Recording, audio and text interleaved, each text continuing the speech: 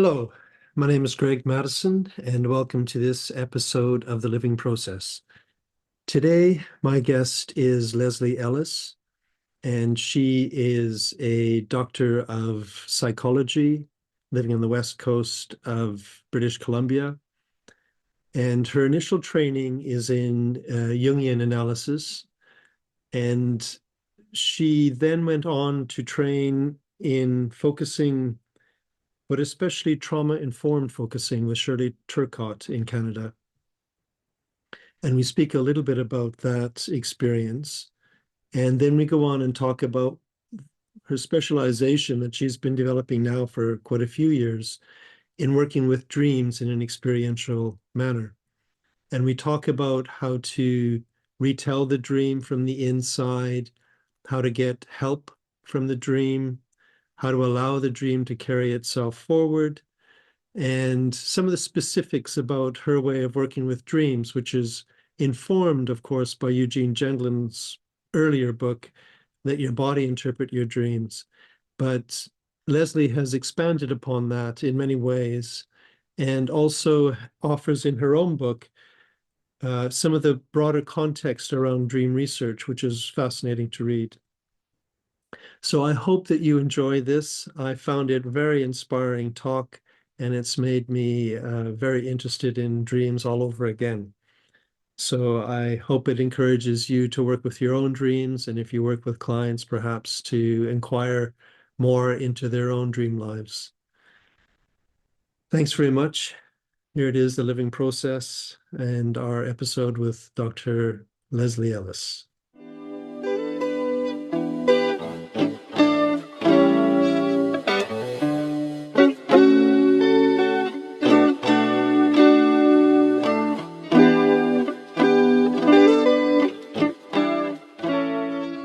To Leslie, and this is an episode that's probably going to concentrate mostly on dreams.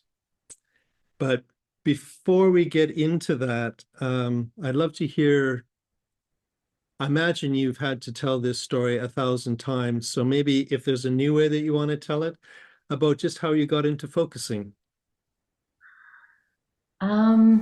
Yeah, no, I haven't been asked that question for a while, so I'm happy to jump in. I was first introduced by a very dear friend who had found focusing as a way to process some very significant trauma that she experienced. And so she introduced me to Shirley Turcotte, who is a Aboriginal focusing teacher. And I was at the time I was studying for my master's in counseling at Pacifica Graduate Institute. So I was studying Jungian oriented therapy and absolutely loving it. And then right when I finished and was about to start my counseling career, I had been a journalist and it was a big shift for me. I got pregnant with my lovely daughter Grace, and I couldn't really launch into my career at that point. So I thought, well, I'll just keep my mind in it, and I'll learn focusing. I took Shirley's 2-year focusing oriented therapy training, and well, this baby was growing in my belly. It was a very interesting process, actually, trying to clear space when you have something living inside you. I really couldn't, actually. Grace and then actually got, she was born during the process of my training, so she got handed around through this whole group of beautiful women, and at the end Shirley presented everyone with a beautiful Aboriginal print, and mine was different. Mine was unique because it had a pregnant woman sitting under a tree. So that was my introduction to focusing. Nice. So was there something in the body work that kind of spoke to you, or what was it specifically about focusing that made it worth doing a training in? I very much have had a rich inner life since as long as I can remember. I've been kind of a loner and kind of a daydreamer. So having just a dialogue, an inner dialogue was very, familiar to me. But bringing the body in was a step that I felt like was really important for my ability to stay kind of present and grounded, because I could drift away quite easily. And I was also encountering in my, it seems like when you first start your career as a therapist, they throw you right into the fire. I think I've faced some of my most difficult cases right at the start. And Yeah. I really didn't know how necessarily to help them through talking. It didn't feel like enough, honestly.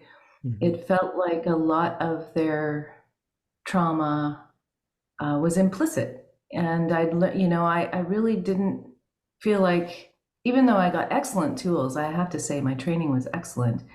This piece about implicit trauma and early trauma was just a critical one. It really added something that I needed to help with those really early places, or those wordless places. And I really credit Shirley for teaching me how to listen um, in more intuitively and more into the body in a much larger sense, the body in terms of the history of the body and the person's whole story going back generations. Her focus isn't so much present life, it's a much larger perspective. And I was really grateful to have that brought in. It really helped me to help others, and it helped me with my own story too. I had a sort of a rough start in life. I was born very premature and was put in a lonely incubator for about 6 weeks. And so I had this, I think that's where I got my initial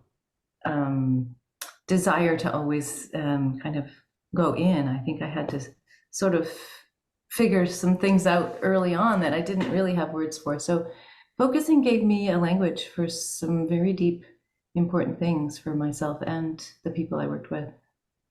That's a very um, specific way to start one's existence. Mhm. Yeah, Yes. that immediately makes me wonder what that's like. Um, but one of the questions I have, do you actually teach groups focusing oriented therapy or? I do. It's been a whole journey. I did for about 10 years or more. I taught like a 2 year focusing oriented therapy certification program. Hmm. And then I started recently doing an integrative program with Jan Winhall and Serge Pringle. So I teach Dreamwork in that as a sort of we do modules, and I teach Dreamwork, and Serge teaches his group methods, and he's very masterful at group process. And then Jan teaches the trauma and addiction piece. Mhm. So I've been mostly now focusing on dreams, but it's interesting because I teach with the Jung platform, and they've invited me to teach purely focusing as part of my teaching on the Jung platform. So even though they're very much interested in dream work, I've married focusing with dream work, and I find they work beautifully together. But they just got so intrigued about the focusing itself that now I'm offering focusing for the Jungian community, which is really kind of a nice twist. Yeah, it seems like the body has kind of arrived on the map of psychotherapy finally in some way. Yes. Yes. Yeah, it's become the sort of a latest and Yeah. catch, not just a catchword. It's actually really genuinely been picked up by people who have, well, I think encountered the same thing that I did, which is that there's only so much you can do with words, and the body has got so much um, more to say, or there's a way that it has to be implicated in the healing process, or it's not deep enough. It just stays on the surface. Yeah, definitely. The reason I asked if you're teaching is I often have a question when I first just do an introduction to focusing or focusing oriented therapy. Someone always asks about trauma. And I'm curious how you answer that question. If it's somebody that's new to focusing, they're new to kind of bringing their awareness into their body, and they immediately think this is scary or dangerous or something, and they think about trauma. How do you answer that? That That's a big question. Well, I generally, when I first introduce focusing, I do introduce safety, ideas of resourcing. Mhm. I do think that when people have had significant trauma, um, that going inward can feel unsafe. And so I address it right at the get-go, even though it's more of an advanced skill. It feels like you can't invite someone inward without having that conversation about there could be uh, memories or feelings or sensations you encounter that are uncomfortable. And so I teach right away that it's your body actually has some inherent safety mechanisms built in. And there's a reason that you might decide, your body might just decide to take you right out of there. And it's not a bad thing. We have these very inherent, well developed ways to titrate and to, feather our way in. And so I talk about those and say we can just learn those deliberately, ways to find a comfortable distance. And I Mhm. teach people how to develop the ability to observe from a distance, from a little bit further out, so that there's a way to stay present and observe and find what's comfortable. But I never stop people from going in, because I don't want them to get the idea that this is a dangerous place or that it's somehow too much for certain people, because that's absolutely not true. I feel like that is the way forward. Yeah. It's just that it has to feel like it's a way forward that isn't too much at once. And I think the first time people do focusing, they're just a little unguarded and they'll go right into the deep end sometimes. And so I try to prepare them for that. But once they've kind of dipped a toe in and realized, oh my goodness, this is a powerful route to everything that's in there. So they're automatically then more cautious, or they go at an appropriate pace. But I do caution that the first time people are just not expecting that it can get so deep so quickly. Yeah. So all of that, I say all of Yeah. that. I mean, I like the way you've said that because it is kind of like jumping ahead and giving some markers of something that's a little bit more sophisticated, but having that even as you're just beginning, because the practice can seem so simple. Yes. And yet it can be so, as soon as you close your eyes, bring that attention inside, it can be really surprising that, wow, there's something there. Hmm. Yeah, and often something that's been waiting for a long time, so might speak quite loudly. Yeah. Finally, you're Yeah, here. Pay exactly. attention. Yeah, Yeah. Mhm. exactly. So I'm curious, the main topic, and one of the main reasons that I wanted to talk to you is about dreams. And I'm Yes. curious how you got in. Is it personal? Did you kind of were you fascinated by your own dreams and decided to get more into it, or how did it happen?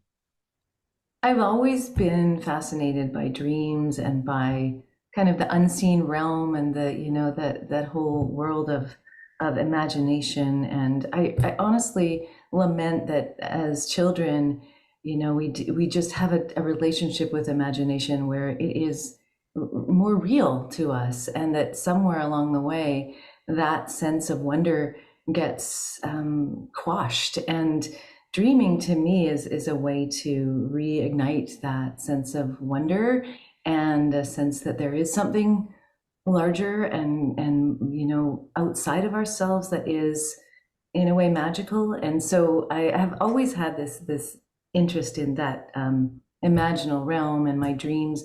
I'm a big daydreamer, so I've spent a lot of time just kind of in this active imagination process before I had a word for it. And I've been interested in my dreams. They've been something I've always written down and I've always paid attention to. But I didn't really get into dream work professionally until I did my master's in counseling at Pacifica. And I'd been seeing a Jungian therapist. So I'd been, talking about my dreams and drawing my dreams. And my dreams were, I had a whole series of dreams speaking about my difficult start in life or my interesting start in life, I had a whole series of dreams about that, about being in an incubator, about being. I had some near-death experiences that got mixed in with that, and some of the most amazing processes I had in my own course of therapy and my own training, which included some practice, was via my dreams. Mhm. The dreams gave me images for experiences that I would not have had access to otherwise. So I feel like as a therapist, they're just an amazing resource that if I didn't have dreams to refer to or dream-like sequences, because you can also create waking dreams that will take you to the same terrain, and not everybody recalls their dreams. So I Yeah. do think of daydreaming and waking dreaming as another route in. But without that, I just feel like there's so much really deep, important material that doesn't get talked about. And Yeah. dreams bring up, the difficult or the hidden or the repressed or the things we avoid or the memories that are inaccessible.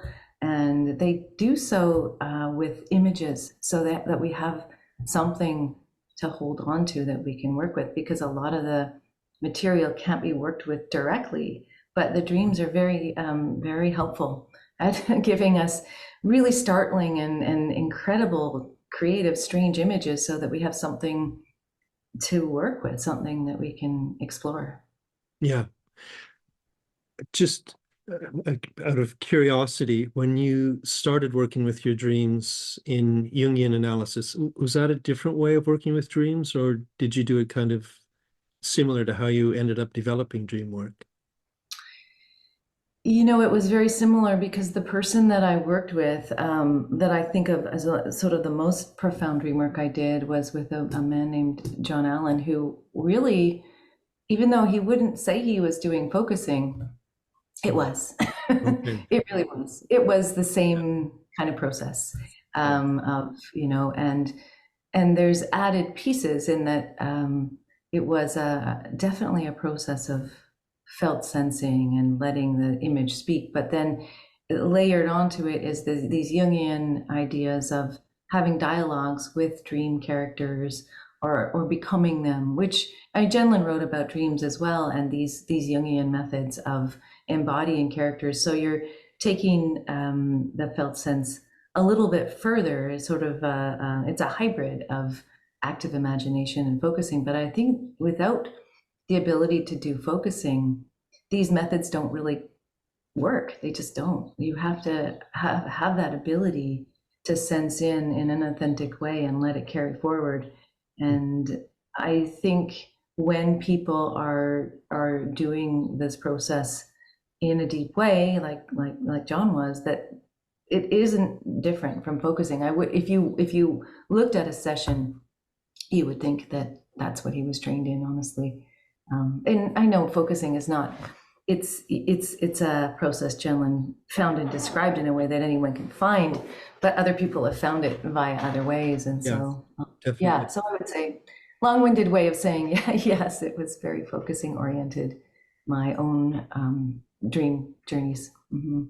I want to ask one more kind of big general question, and then maybe some more kind of specific questions about how you work with dreams. And I love working with dreams with my clients. I Not every session, but very often I ask my clients if they have any dreams.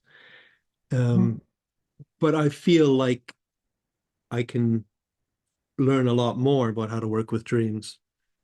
So I want to ask some of the specifics. But before that, when you talk about the Jungian way of working with dreams, it reminds me of something that Gendlin wrote at someplace, maybe in the Dream book, where he talks about the dream as coming from the big system. Mm. And that sort of reminds me of some of the Jungian archetypes and sort of, this is my sense of it at least, some of that indication that what comes in the dream may not just be personal or personal symbols, that in some way we may be gathering up something more than just our biography. And I'm wondering what you think about that. Hmm. I have this whole, in my dream courses, I have this whole section I do on, I call it the dream divide. And it's this idea that you presented, the dream comes to you. And I think there's mostly a tendency to look at the personal associations and what this means for me and my life.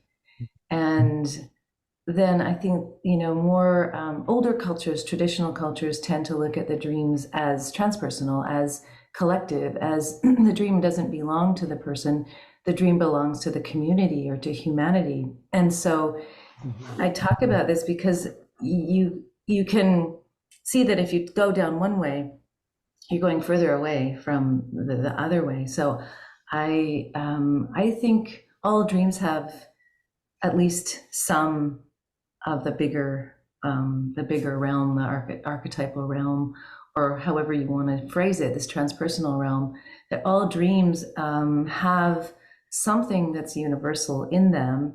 And in fact, if you want the dream to enlarge you as a person, if you look only for personal associations and how this is related to your daily life and what kind of psychological development you can glean from it, you're missing the chance to expand your consciousness and expand the way that you interact with the world. So I like to start with the bigger picture, and just to feel into the dream as if it's a work of art or a gift from God, or however you think of that larger realm, Mm-hmm. and just let it be its own autonomous thing that we relate to in a way by experiencing it.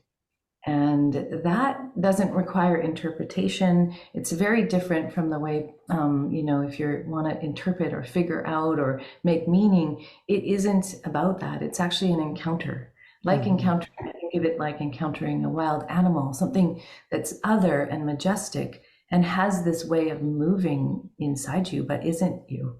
And I feel like that's almost a bigger gift from dreams. And they do illuminate our personal lives and situations beautifully and importantly in a lot of cases. But the ability for dreams to enlarge our consciousness, I think, is even more important.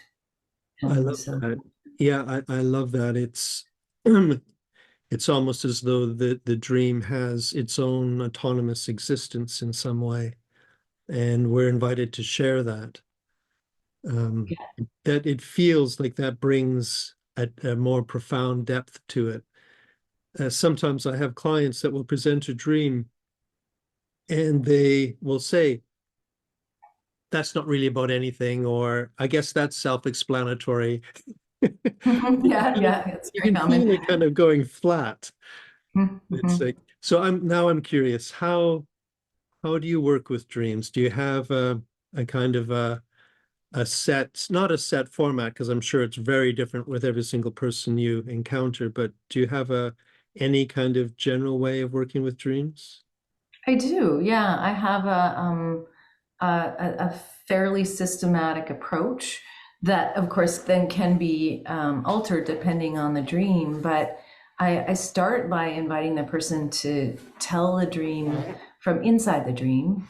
So, meaning that if you have a dream, you don't just read the words on your journal, although you could do that to bring it back into your memory and bring back details. It's good to read what you've written first, but then put that aside and go into the dreamscape. And in this way, you can only work with dreams that are what my friend Robbie Bosnick calls living dreams. He's a Dutch Jungian analyst who works with dreams in very much a focusing oriented way. Although he didn't take focusing training either. He does exactly that. So it's really funny. But I agree with him that the dream has to feel alive. So you need to be able to go into the dream in your memory, in your body, and have it still be there. Not just your memory of there was a tree and a person, but you could actually see the dreamscape again and walk into the dream. So I invite people to tell it from first person, from present tense, as though they're dreaming it again. And what happens is really interesting, because lots of things come in that process that weren't written down. They remember things that weren't even necessarily noted. They'll see new things. The dreams actually change. I believe they change. They're a living thing that changes even when we're not engaging with them. So they might be slightly different than what you remember. And I don't feel like the written text of a dream is really sacred, or that's how the dream is now, because they evolve. And so I basically have people walk through the dream and really just describe their current experience of it, and especially the starting with where it is, because that deepens the experiential aspect of it. If you can engage with the place, with the weather, with the smell, the sounds, all of the senses. Mm-hmm. So immersing into this dreamscape and looking around. And then what I do, and this is an idea from Jenlin, which I've picked up and I really love, is the idea of finding help in a dream. So looking for the resources, because dreams mostly or very often present challenging, something that's at the edge of our consciousness that wants in or feels a bit difficult. This is why people dismiss their dreams. I think it's, when they say, oh, it's nothing, it's really because it's something, and some part of them knows that and doesn't really want to go there. So I invite them to look around for anything that feels nurturing, and to embody the felt sense of that. And there could be many things. And if the dream material feels particularly challenging, I invite them to pick up as many resources or helpful places that they can, so that they will be more able to stay with what the dream might be presenting that's challenging. And it really works. It's like this was from Jenlin as well, the idea that the help you need is in the dream itself. And it's different from, when you're working with trauma. I know this is a very important practice, to be grounded and resourced and find your internal resources. And I suggest people do that with nightmare work, and especially if the dream doesn't have much help in it. But mostly, if the help can come from right within the dream, it's much more potent and appropriate to whatever the encounter is going to be. So sometimes that process alone of walking into the dreamscape and richly reimagining it, and then finding what are helpful resources, finding the felt sense of that, carrying that, is all that's needed. Jenlin said that, once you've done that, you've gotten what's really important to get from the dream, and the rest is kind of like, if you want. But I don't usually stop there. Then I usually invite them, armed with the help that they have with them in their bodies, to look at the images that might be most puzzling or most challenging, or they might be most curious about. Mm-hmm. And to have either a dialogue with that image, or if they're up for it, it's really powerful to enter into the subjective experience of the image, because I think we get caught up in this idea that our dream ego, the avatar of us in the dream, is equivalent to us and is really the central viewpoint and the main character and all of that. And I don't believe so. Honestly, I think that is potentially a representative of our persona, or our ego consciousness, or our image of ourself. It's usually a kind of fumbling, incompetent figure that can't find their way, is always in trouble. It's not necessarily the only place to visit, and not the most powerful place, really. So I would invite people to embody other characters or elements. They can be inanimate, they can be embodying a place, an animal, whatever kind of appeals to them. And as long as it feels okay to do that, and from the inside of other dream elements, there's a whole nother take on the dream. Like it really does expand a person. And this is specifically how Robert Bosnick works, actually. This is all he does with the dream, is have people embody different aspects of the dream and pick up the felt sense of that and gather up several felt senses at once and hold them all and explode, or or so. It's quite an intense process the way he does it, and that isn't how I do it, but it is. I've studied with him, and it's interesting because he's very masterful at helping people really get inside of dream elements and not to decipher them or to take them on as like a gestalt idea. It's not like, oh, this is an aspect of myself. It's sort of hubris to think that all of these characters are, shards of us.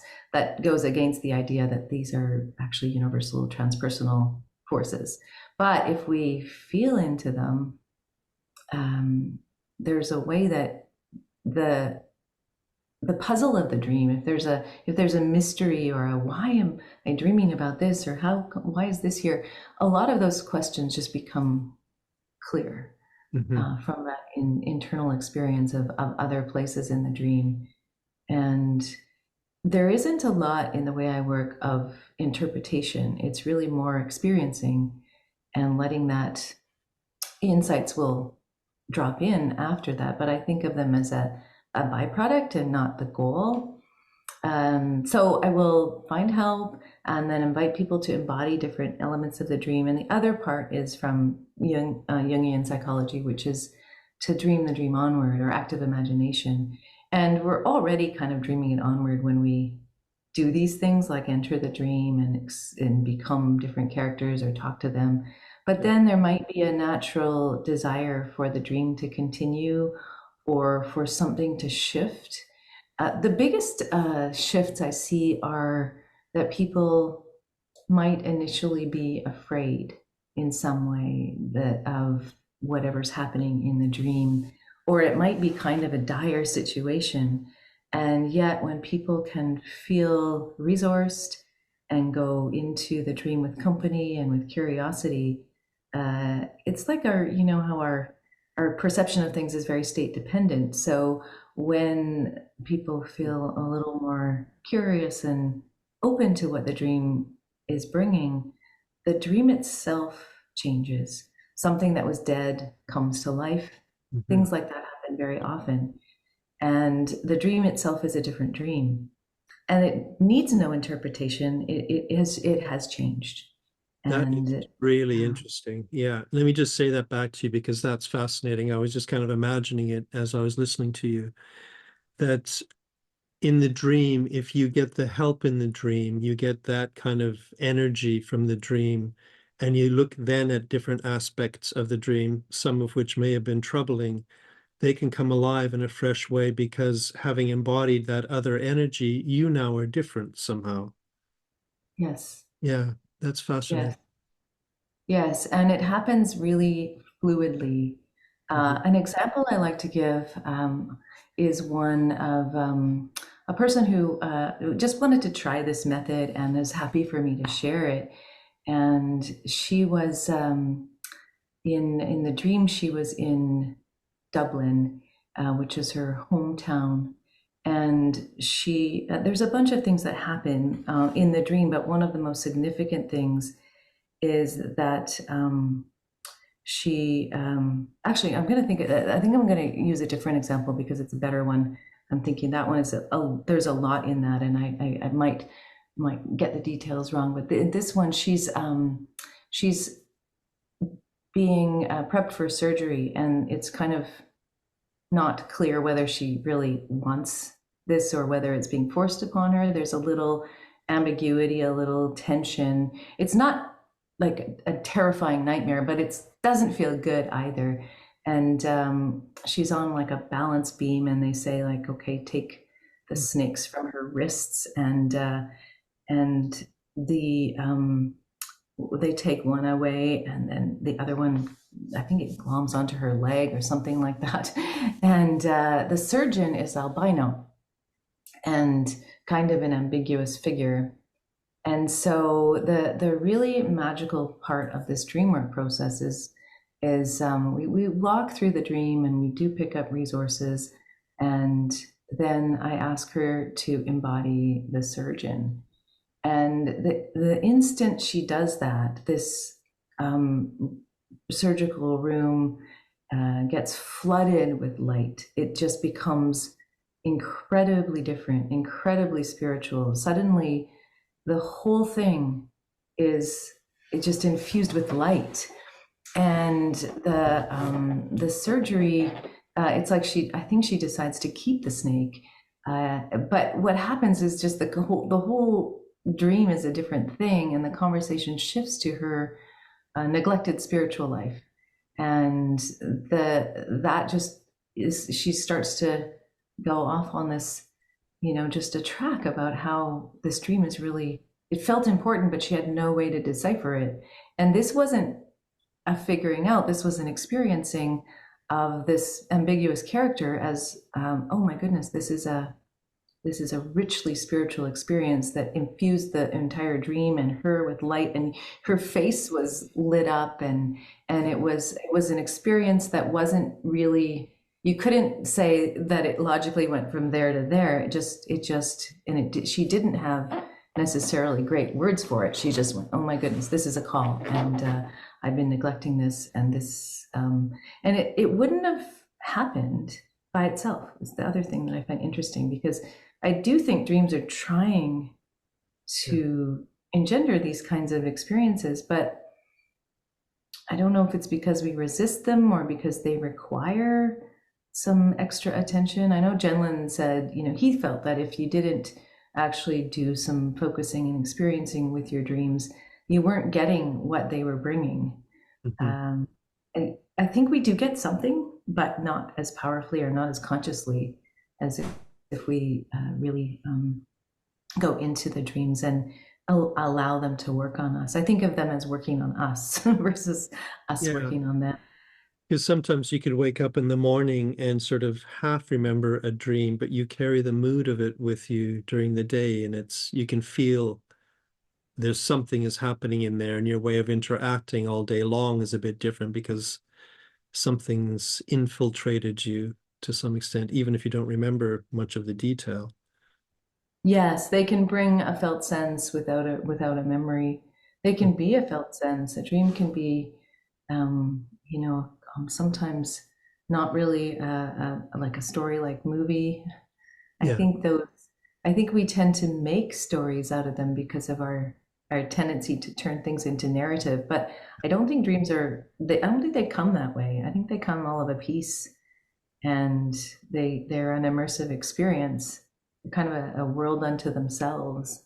And we make a story because that's how we, only way to really record and communicate them. But I think images and felt senses and pictures are better actually at conveying a dream image.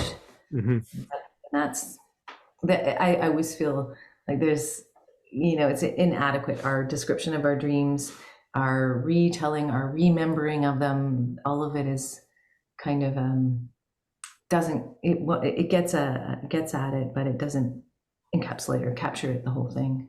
Yeah, it just kind of points at it. Yeah. There's some specific questions I wanted to ask, but before that, I'm just getting a sense, when you talk about working with clients, that somehow it sounds like your clients, I don't know if they pick it up from you or if you do some kind of prep work to encourage it, but they seem to be really interested in their dreams and curious and willing to honor them or willing to go into the inner workings of them or something. And I'm wondering, do you have a way of encouraging that, or do they just get it from you and your interest in their dreams? It varies. Some people come to me specifically because they have dreams or nightmares, and some will just start with focusing or bring a dream. And once they have an experience of how amazing it can be, then they bring more, and that becomes their preferred way of working. Mostly now, though, I see very few clients. I'm mostly teaching therapists how to work with dreams. Uh-huh. And the therapists that are interested in working with dreams, and we do dream work as part of the training, quite a lot of it, they are already coming with that interest and curiosity. A lot of them already do work with dreams, but they don't work in this experiential embodied way. It's a process of unlearning for a lot of them, that, there is such a tendency to want to pin it down and find the answer and analyze it. And I know that there's a great and rich history of that. And I don't want to discount it, except that I feel like that delimits it. And it in Jungian terms, the kind of method I've studied most, there's a sort of a symbology and a language that comes with that approach that may or may not speak to somebody's dream. I feel like that approach is now dated, and particularly around gender lines and anima, animus, all of those things that, these characters equal that. And I don't feel like dreams are ever can be pinned down in those terms. But so most of the people that come to me are already kind of on that path. And the ones that are not,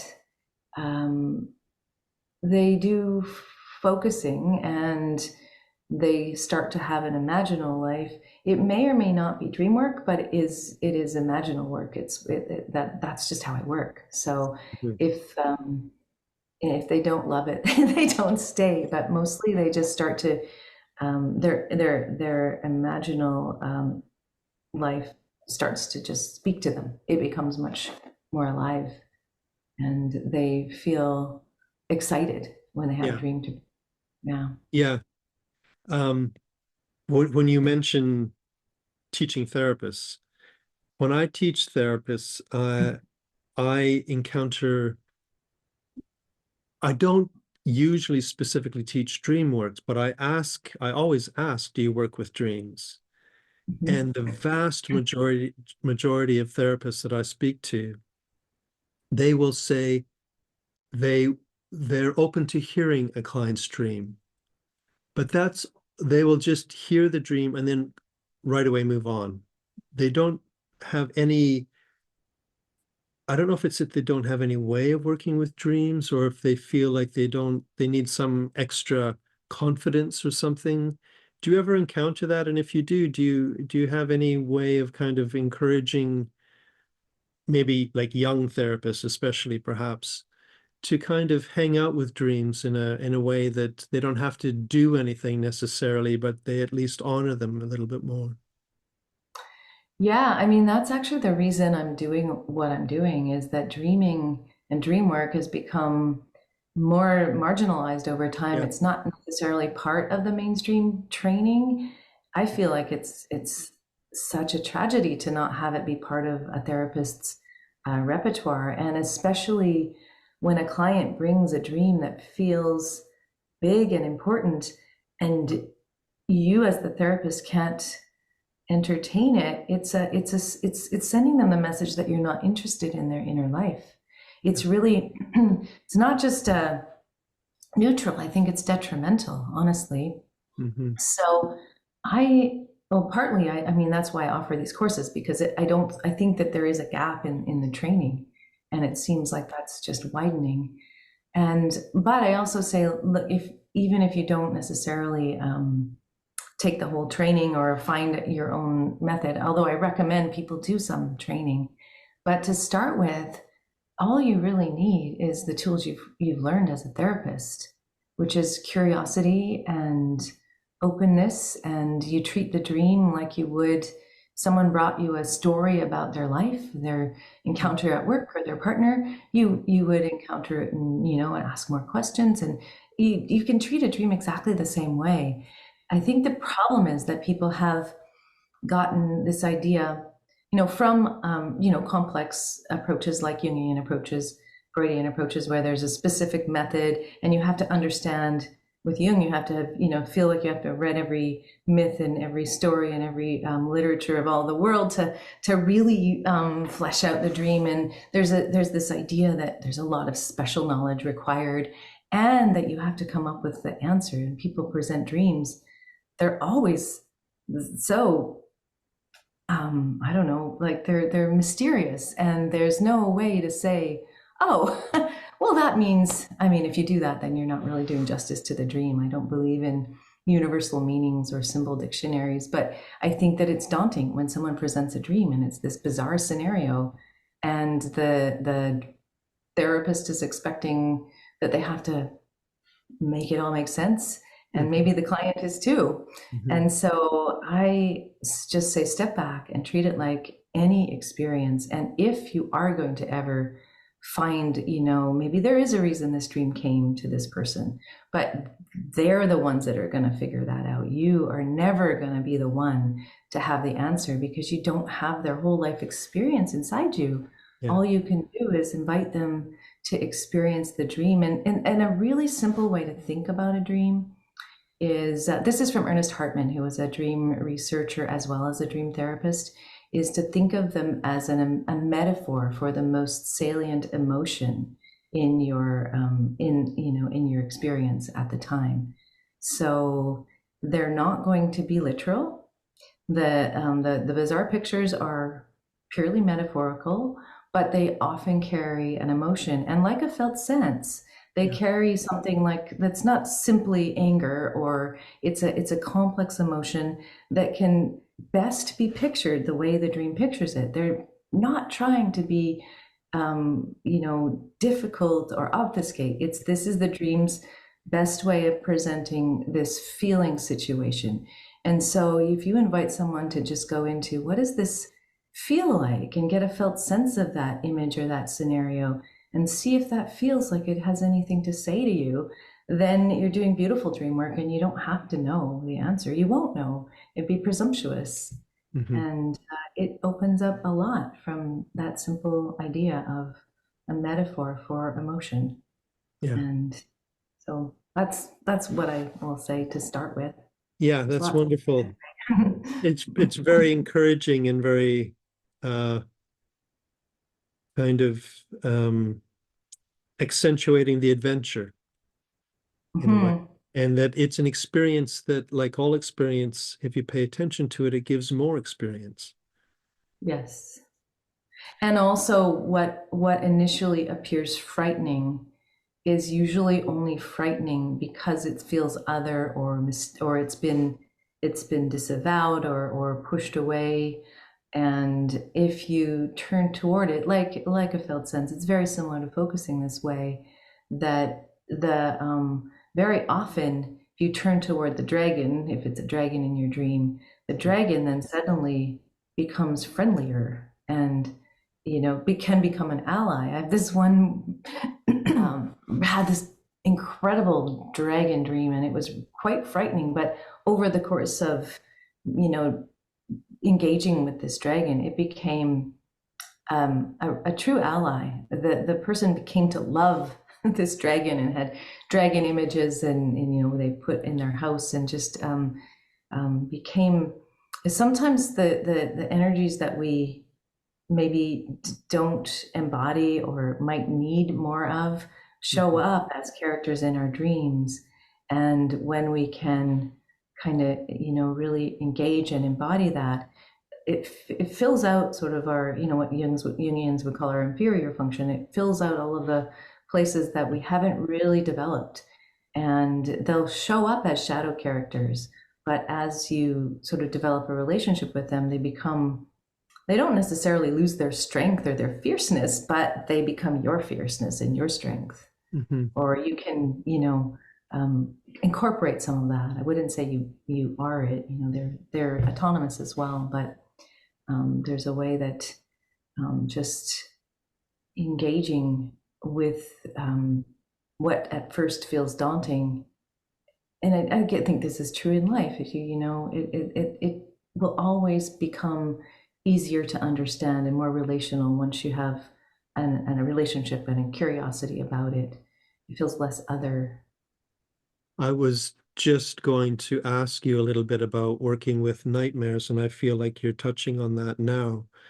Um, but I'm wondering about kind of the more extreme nightmares where someone wakes up in a sweat and something had happened in the dream that was absolutely terrifying.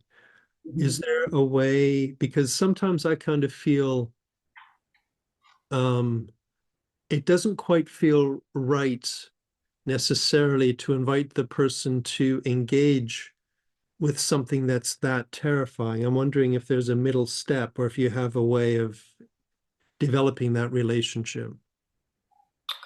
Yeah. Well, there are different kinds of nightmares. And the most extreme or difficult ones are when someone has unmetabolized trauma and, post-traumatic stress symptoms, and the nightmares are recurrent and part of that whole symptom picture. Mhm. And so when people have recurring nightmares, one thing to look at is, does it relate specifically to a trauma they've experienced that they remember? And the closer the dream is to what really happened, the more replicative it is of the actual trauma, the more it indicates that it's not been metabolized and it keeps repeating. And this is, one of the classic symptoms of post-traumatic stress. So in that case, it doesn't mean that you don't engage with it, but you have this clue that it's not been it's not been really worked through. Yeah. And the dream is trying to do that. But what happens is the dreams are so physiologically arousing that the person wakes up and in the middle of the dream, in the scariest place, and then it repeats and it becomes its own like vicious cycle. And so I feel like it's actually very important to work with those dreams Mhm. because otherwise they actually drive the post-traumatic stress symptoms, and they kind of build on each other. So the way to work with those dreams is this is from Jung, the idea of dreaming the dream onward, and it has also become a very well-researched cognitive behavioral method called imagery rehearsal therapy, that they basically take the dream and imagine a new ending. And so starting from, and you can vary the level of exposure to the dream material.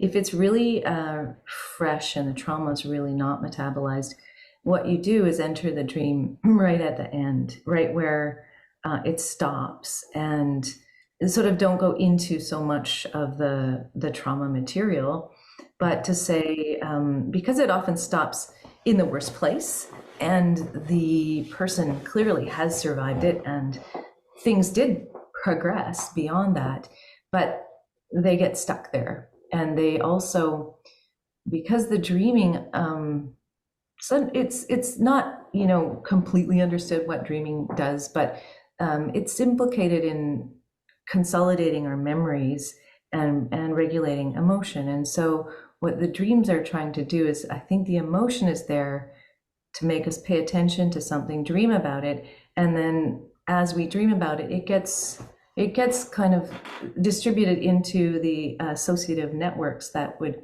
be our memories. And when that doesn't happen, like in post-traumatic stress, then those memories don't feel like the past, they feel like the present. Exactly. And so this memory consolidation process is being stalled out because the person's waking up and their dream life isn't doing its job. So you want to kickstart the process by letting the dream continue. And I've done this so many times, and it's always worked for me. It's always made a difference. Where you imagine into, okay, the dream stopped here. For example, this one example that where a woman was, I did my doctoral research on this, so I have lots to say about it. But this woman was in Congo in Africa, and she was her father was part of one faction, and she was being confronted by people from the other tribe that was they were kind of at war, and they thought she had information that was implicating them. And so they accosted her, and she thought she was going to be shot. And her dream was always about that, and it always stopped right there. And so in dreaming the dream forward, she basically had a freeze response, like she couldn't speak. And in dreaming the dream forward, it was what she did was she stood up and she spoke, and she just said, "I have nothing to tell you," and something as simple as that. And then she's had a subsequent dream where somebody came, and she had children in her care, and someone came and took her away, which I believe is what actually happened. But after that, she never had that dream again. She'd had it for years. She'd had it for frequently for years. It was her biggest complaint, and simply letting it carry forward stopped that dream. It isn't always work quite as beautifully as that, but it will always change the dream. And this is what happens in naturally in dreaming and nightmares. Even with Holocaust survivors, there's been a study of dreaming of Holocaust survivors. So the worst trauma you could imagine, their dreams start to shift from what really happened to starting to have some temporal anomalies, things like what happened yesterday and current characters, and some feelings of hope infiltrate. And you can say that that is a trauma that is being integrated, and the dreaming actually shows you it. And so you can engender that process by starting to weave in some current events, something that, you can have them imagine it forward and let it it doesn't have to be what really happened next. It's just where the dream wants to go next. Mm-hmm. And I feel like the more richly experience it is, the more effective it is at seeding the following steps of the dream, so that when it comes back, the dream actually has an avenue to go. And that's why I think it changes, because rather than getting stopped and woken up in the most frightening place, the dream sort of has it's got a path that's been created, and it carries on. And when the person says that the dream has stopped, I think it doesn't stop. I think it keeps doing its job, but they don't wake up in that point, and maybe they don't wake up till morning. And so they may have had the dream, but they don't have any recollection of it. And over time, then that particular trauma experience becomes a memory as opposed to something really current. Yeah, that is so interesting and really helpful. And one of the things I really like in the way that you're describing it is the way that you're working, you're not confined to the dream as it happened. You're allowing yourself to bring in other kind of imagination.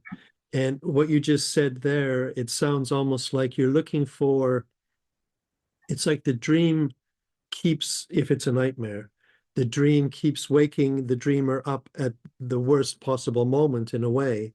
And if you can imagine anything that would carry the dream forward, it's like you're providing a symbolization of further experiencing. And there's many different ways of doing that that will help the experience go at least a little bit further forward, and you get beyond that worst part, and then other things can start coming into the dream. Is that right?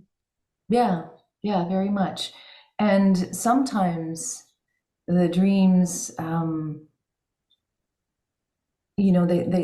whole tenor of them shifts, so that something that was nightmarish becomes a lot friendlier, and it creates a less of an aversion to the memory. It makes it possible to work with the memory if you want to, although dreaming can also provide images.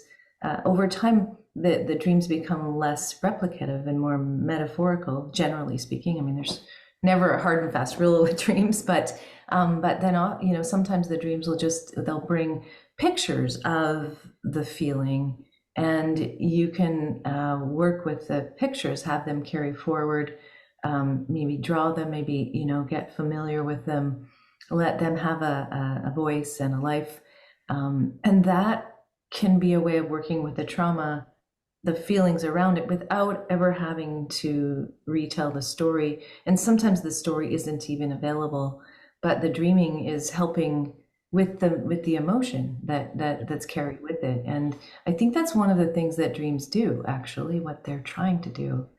And that recurrent nightmares are Mm. just when the process gets stalled out because of the intensity of the physiological intensity wakes the person up, and the dreams don't get to do their job.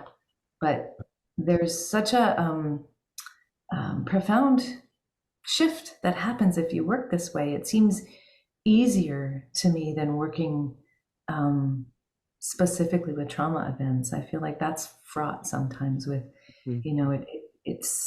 it's like I think the dreams are actually trying to help with Yeah, trauma and teaching us how to be with the experiences. yeah, definitely. I have another question. No, we don't have too much more time. Um, it's a specific question and a bigger question at once. And the specific question is on, I remember many years ago when I read Gendlin's Let Your Body Interpret Your Dreams. I've got his book here and also your book, which I think is a wonderful book. Oh, thank you. Yeah, I loved it. I really loved it because it also gives more context around dreams and dream research and stuff, which I really enjoyed. But when Jean talks about the bias control, and it's a little bit complex how to understand what he really means by that from his book. And I'm wondering about your understanding of the bias control or anything else that you feel could kind of be updated since his original dream book so many years ago. Hmm. Yeah. How much time do you have? The bias control, I mean, he did add that paper after his dream book, Three Learnings Since the Dream Book. And because he realized that the way he described bias control in the original book was very convoluted and difficult to understand. And so he basically revised it himself to say, anytime that the dreamer and the dream disagree, to pay attention to that. And I do think there is something for me in that has I've learned from and has evolved. And so I think it's really good to be contrarian in dream work and to look at the whole dream scenario and say you have a monster in the dream, and your initial response is, well, there's the bad guy, and it's like one of those detective movies where the bad guy's never the bad guy. It's always something that you don't expect, and dreams are like that. I think it's a mistake to decide too early, or even ever, actually, what's good, what's bad. I don't think of dreams in those terms. And so, but the bias control, it's a way of, if we're working with our own dreams, the idea is that we'll basically interpret it in ways that we already know what it means, Yeah. and we presume a lot of things.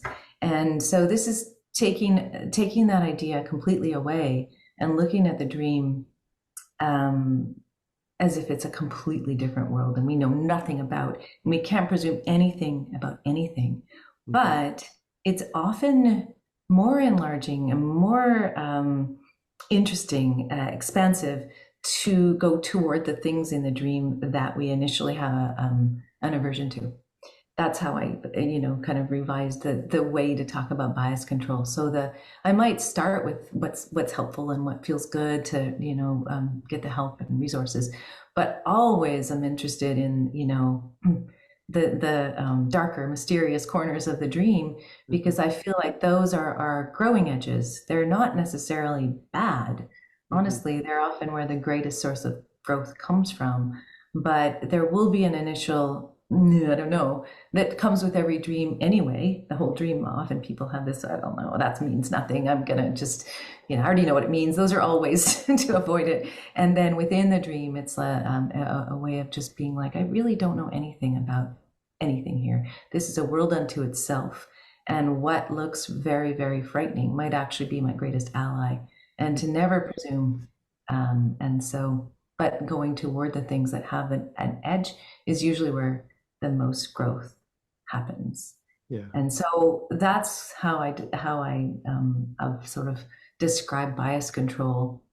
And with the other main thing, and there's many things that I would have updated about Jenlin's work, but the other one is the 16 questions. He's like a list of 16 questions that he suggests you ask of a dream.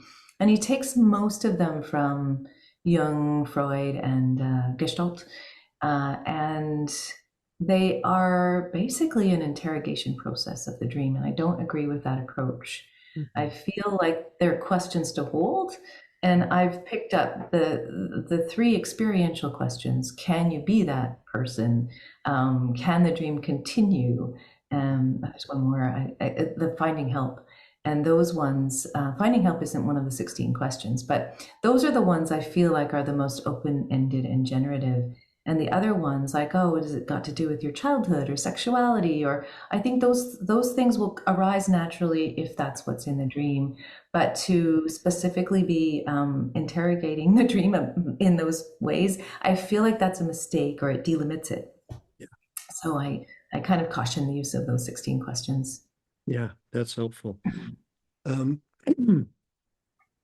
I want to ask just one very quick question, just for my own interest.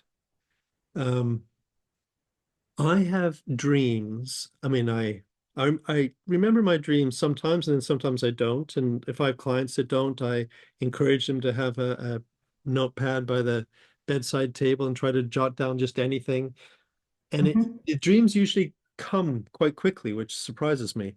But I have a dream that there's different aspects of the dream, but the thing that I find so interesting that I've never been able to quite understand is just that it's like there's this place in my dream world that doesn't exist in the physical world, but it's almost like another world. And there's this particular house that I find over and over again in my dreams. And it like all sorts of different, like the dream activity is something else. Like there's, I've lost Yeah. my dog, or whatever's happened. But it's this funny, it's like a street or a house or something. And in the dream, I always have this same reaction. It's like, oh, I'm back here. Like I recognize it as a familiar place. And I'm always curious about that, why I have made for myself, if I think of it that way, this alternative, familiar sense of home, sort of in the shape of a house in my dream. Does that make any sense to you? It does. Yeah, I have a place like that in my dream world as well. Yeah. It's more yeah, a landscape. It's more outdoors, but Hmm. I recognize the place when I go back to it. Hmm.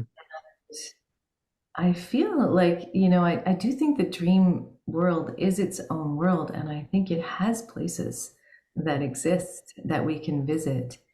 How that works, I mean, some people suggest, oh, that is another parallel life we're living, or that it's a real world that is on a different plane, or there's many ways that people try to make sense of it. I can't say that I know. I think that's one of the things about dreams I love is this is part of the mystery, Hmm. but it can be one of the things that you can do if you have the awareness that you're dreaming is to ask, what is this place when you're there? Hmm. And an avenue to becoming lucid in your dreams. If you have a place that, or an event or a thing that comes up often, to Hmm. just as you're sleeping or going to sleep, to see the idea that when I come to this house, I'm going to realize it's a dream.